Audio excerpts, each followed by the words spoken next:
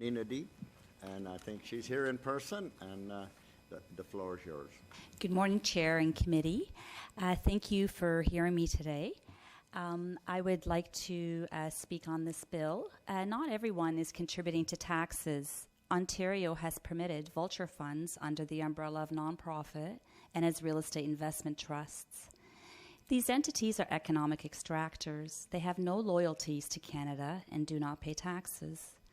There are approximately 60,000 corporations tucked under the not-for-profit umbrella. Approximately 10% of these corporations are legitimate not-for-profits. The remainder are extremely wealthy and are practicing legalized tax evasion. Ontario should not have a deficit. These extremely wealthy corporations must pay taxes like everyone else. Financial corporations and real estate investment trusts have acquired every high-rise, purpose-built rental in my region. I've watched rapid increases in asking rents from $3,900 to $4,625 a month in one dark tower that has been mostly vacant for a year. These are vulture corporations. Ontario tenants have been abandoned by the provincial government, while these bad actors have been permitted to quadruple rents in Ontario through capture and control of most of Ontario's purpose-built rental stock. The province has permitted and is actively assisting, whether or not they realize it, by contributing taxpayer funds to these global asset managers. Corporations do not need houses to live. People do. These global corporations must be banned from Canada. They bring nothing but devastation to over 140 countries that they operate in, while they extract the country's wealth and prosperity for their shareholders. We can turn this around. The province can redirect all that assistance to the municipalities to build and retain housing for future generations. The units owned must be co-ops, must be owned by the government, or must be entry-level home purchases. Taxpayers must be the owners. Asset managers must not be permitted to own our taxpayer-funded housing. Ontario must assist municipalities in retaining and building up our affordable housing stock, which is why I request budget allocation for $60 billion for the municipalities to set up municipal acquisition funds in order to retain, reclaim, and to rebuild our affordable rental stock.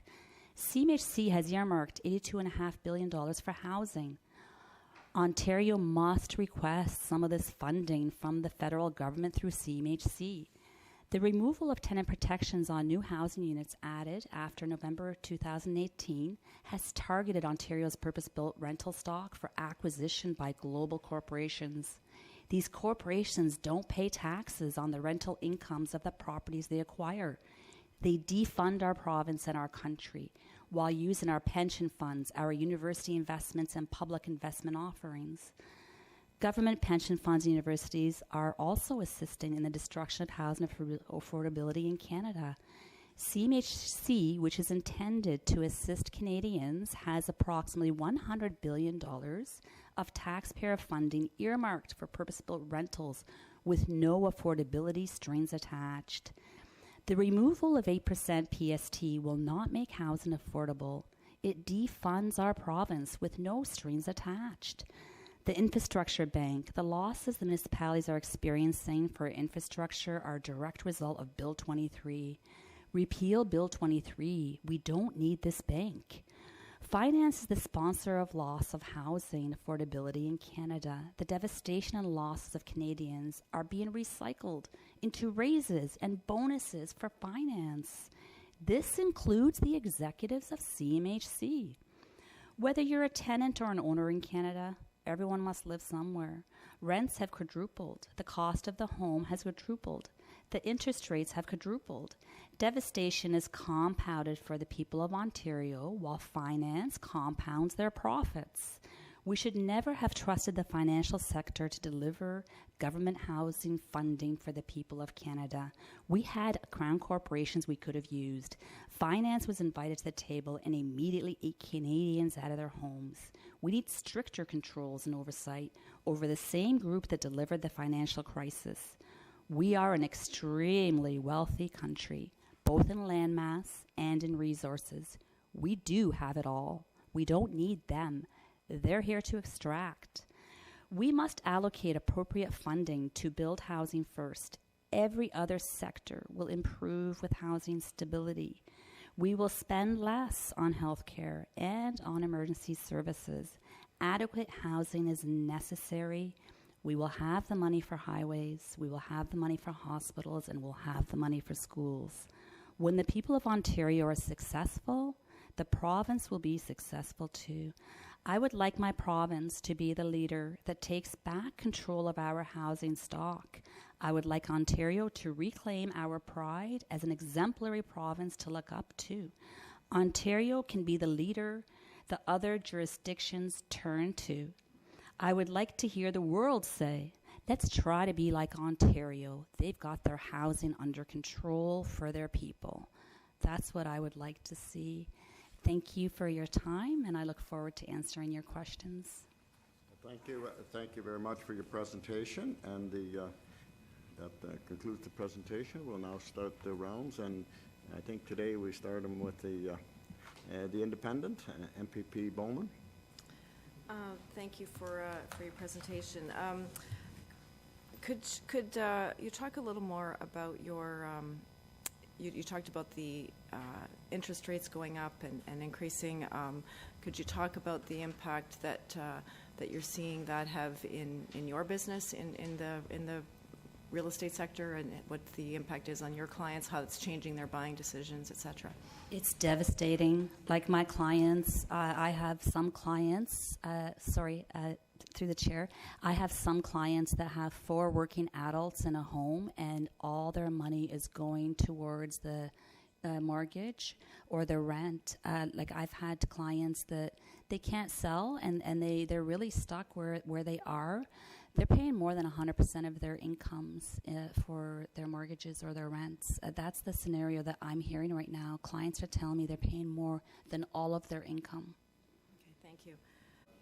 We'll now go to the government side, MPP Crawford. Excuse me. Thank you, Chair, and thank you to our presenters today.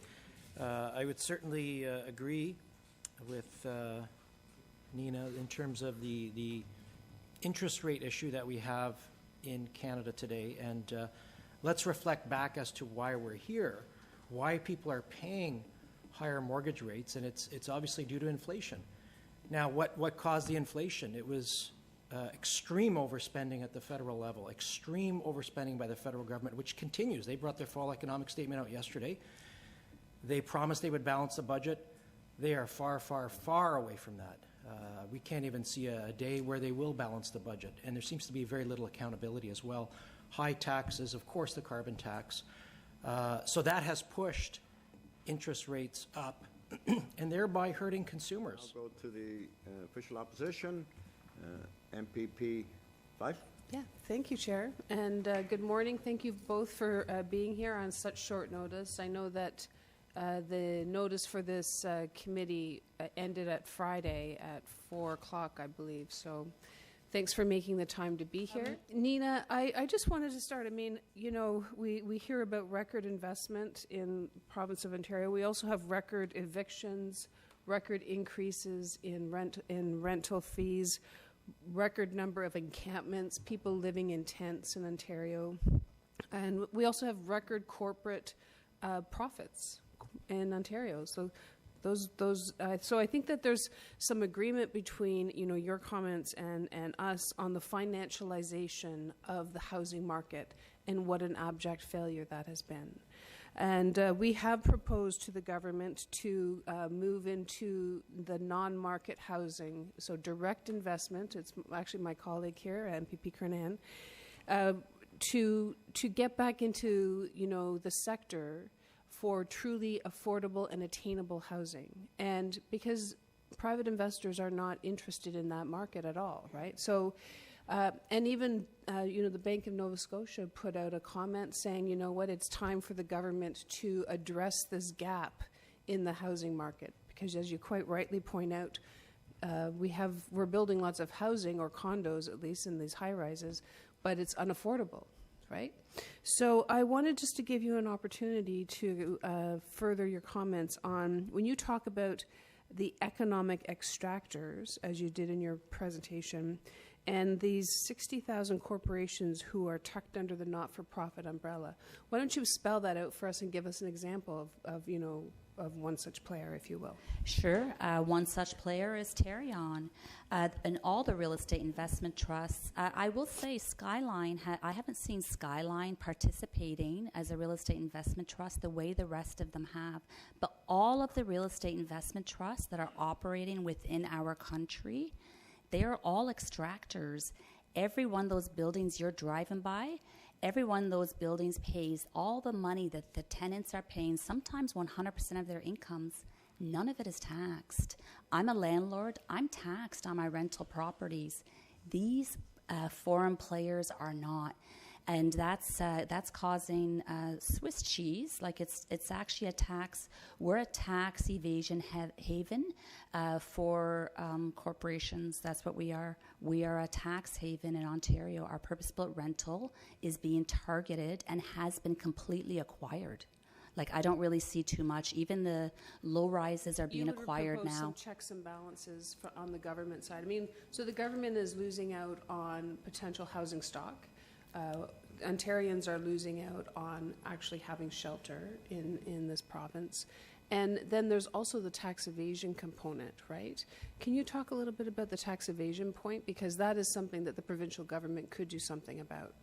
Yes. So the tax evasion, we could go after these actors through taxation, and that's been done. Like in the 70s, you recall we had a 75% capital gains tax that went on to try and curb down inflation. We can tax these players. We write our own rules here. It's our country. This is our province. We write the rules for who wants to work here or operate here. Yeah. They have to pay to play, but they're not paying anything. They're also receiving 25-year forgiveness on their property taxes through another federal program, okay. And they're also receiving free land. I'm more focused on the provincial, but you also go on in your comments here about the impact of removal of tenant protection. And we actually had a 91-year-old senior who came to Queen's Park a couple weeks ago, and she was being reno-evicted. And her rent, obviously, if she was ever allowed to go back into the building, would be too much because she's on a fixed income. And she was actually considering medically assisted in dying. I mean, it's pretty one of the lowest points that I've seen actually in this legislature. Did you want to talk a little bit about removing rent control on those new builds after 2018? I mean, we see it in Waterloo, we see it in our communities firsthand. But can you talk about the negative impact, even on the economy, for losing your housing? We pay for it many times over through our other systems. So we're paying for this at our hospitals. We're paying for this through our police services, through our fire departments. There's fires being set to buildings where people are having to shelter. So we're paying for this over and over again. There's actually a study that being homeless, there was Homeless Max, I think his name was, and the gentleman wound up it cost us over $1 million to have him homeless. It doesn't cost that much to have people housed. So the other services are stretched really thin when people don't have housing. And housing, we all need to live somewhere. It's something that we all need. So when we're looking for budgeting, if there's one thing that every single person in this country, in this province needs, it's housing. So let's budget for it. Actually, today is, I think it's National Housing Day, is it not? So your comments are very fitting. You're also a realtor, right? Is that right? That's correct. Yeah. So there is this, the market has cooled, I'm sure. You've noticed a little bit. I mean, the prices are still obviously unattainable, but there's also this new trend of as houses are just becoming, about to come onto the market. And, people are very indebted because it's taken a long time to build the house, and then they're hoping to sell it for a high price, and of course the market is softening. We're seeing a trend of actual fires. Like people, I mean, there's several criminal cases ongoing right now. Did you want to comment on that?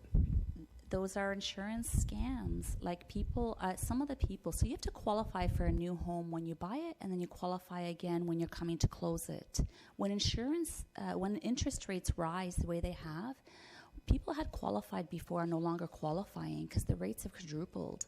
They're having to bring their parents on as co-signers. They're having to. This has had like the impact on the people in this province. The interest rate hikes, it has been just terrible, and people are losing their housing.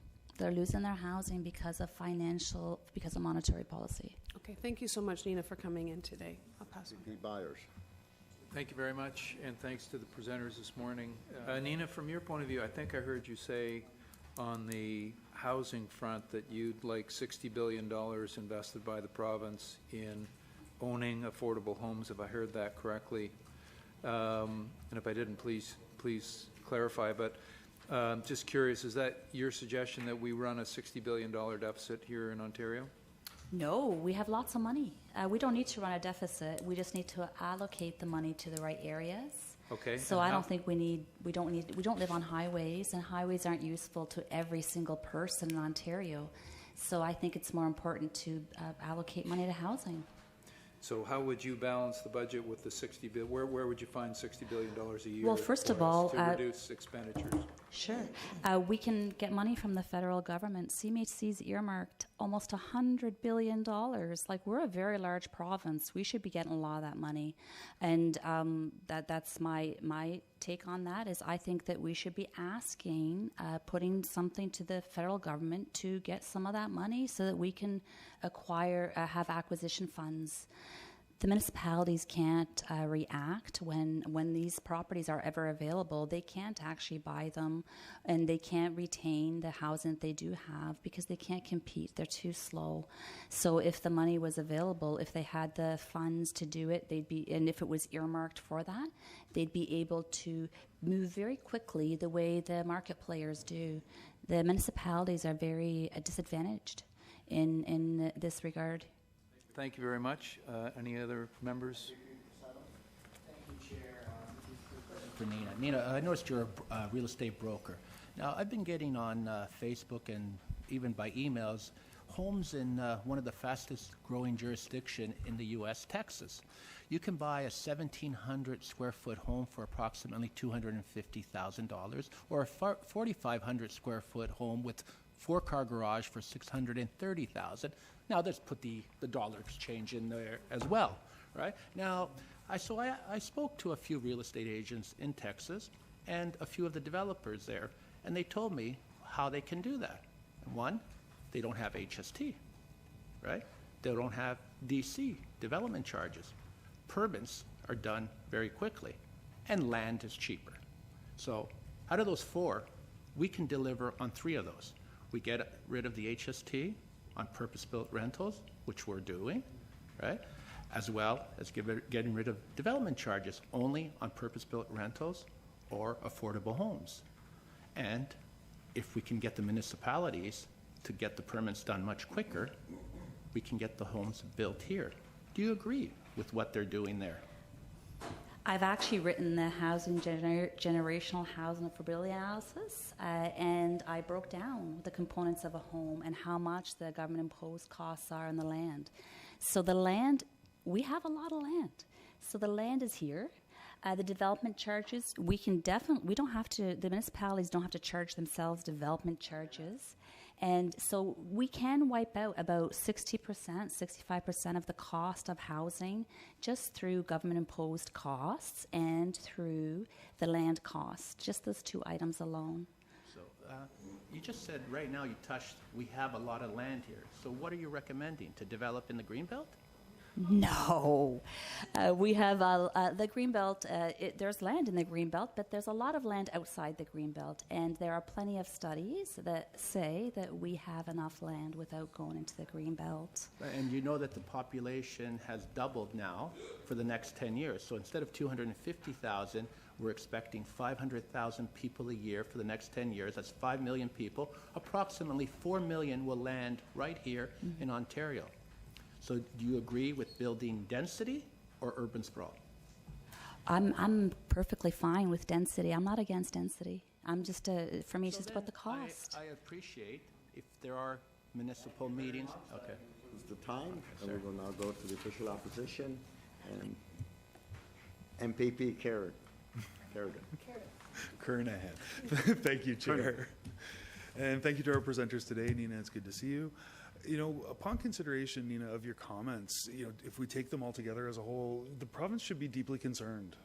You know, and the government ought to be deeply concerned about, you know, how all of these pieces relate to one another.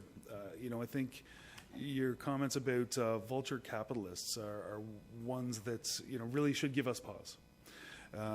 The official opposition, NDP, agrees that housing is foundational, housing is a social determinant of health, housing is health care. You know, if you look together at you know, these different legislative actions that you've outlined, the Conservative government has targeted Ontario's rental market and in fact served it up on a platter. It's been the creation of a system of exploitation where, you know, it's benefiting the wealthy while effectively removing stability from seniors and families. Removing housing is quite frightening to think that they've been active, have an active role in this part. I did want to talk briefly about the impact of vacancy decontrol. We know that that was brought in by the previous Liberal government, and I wonder if Conservative members on the committee understand how this unwritten incentive allows landlords to, once a unit is vacant, put the rent up to whatever the market can withstand. How has this affected people in your community? Well, for one thing, like it's been awful because it brought all the rents up. So when once a unit is vacated, or sometimes the person passes away, or as soon as a unit was vacated, it was brought to market. Bringing a unit to market, like we are bowing down to a market that doesn't bow down to us. It doesn't serve us anything. All it does is take. But we need to work within the market. Like, the market's there and we can't take it down. We need to work with it. But the market is not taking care of probably 2/3 of the population. The market is being controlled by corporate players, and they are in it for their interest is to make money. That's what businesses do. They make money. So from the perspective, oh, they're doing something wrong. That's what they do. They make money. We know what their plans are. We just have to work with it and try and take it back. Their obligation, of course, is for that return on investment to provide that return. It's not necessarily wrong, but you're right. That is their mandate. And you know, we know that post World War II, governments understood the social key economic driver of housing, and they invested in those 1.5 million homes for heroes. You know, we looked after the greatest generation after they returned from war, and it gave rise to the baby boomer generation and what economic prosperity the government could create by truly investing in those homes. And I think your comments about taxpayers being owners are quite wise and would be the long-term financial stability, not only for people in this province, but also would provide a greater sense of value for money for taxpayers.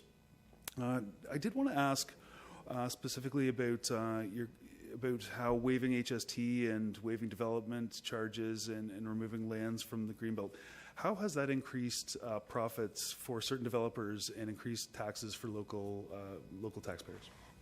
The entire tax responsibility has been moved over to the taxpayers. It has just increased profits for businesses, and they're keeping the profits. They have not provided affordable housing. The affordability string has not been attached to the gifts that have been given. Absolutely, and when there are no checks and balances, we know that you know, there will be no guardrails and there will be no protections for regular folks. You know, I wanted to also ask. You know, you'd spoken about the Ontario Infrastructure Bank. My question, though, would you invest, you as an individual, would you invest in a bank that was being established by an organization that was currently under criminal investigation? No, I wouldn't. I'm also very careful in what I invest in. I don't invest in any real estate investment trusts. I'm very, which is something that I wasn't aware of before, but I'm very careful now as far as investments. I don't invest in bad actors. Understood. And I wonder how many other people across the province, you know, will feel the same way when they see this move. I did want to ask as well, how many clients have you seen recently in bidding wars with corporate entities or real estate investment trusts when it comes to the purchase of, you know, a home? Corporations are buying right now.